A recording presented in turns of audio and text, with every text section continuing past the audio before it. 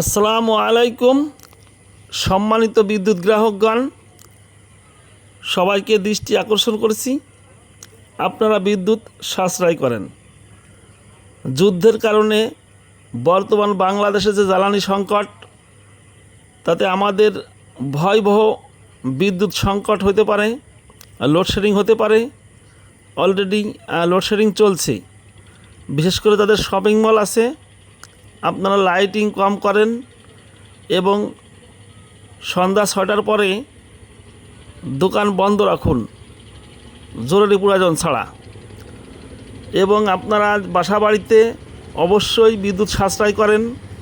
যেখানে দূরে লাইট থাকবে সেখানে একটা লাইট ব্যবহার করেন। লোডশেডিং মুক্ত বাংলাদেশ গড়েন।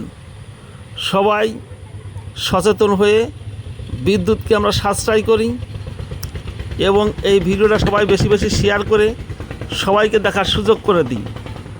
আমরা সবাই রাজি, ইনশাআল্লাহ বাংলাদেশ লোডশেডিং মুক্ত বাংলাদেশ গড়ব। সবাই ভালো থাকবেন, আমার জন্য দোয়া করবেন। আল্লাহ হাফেজ।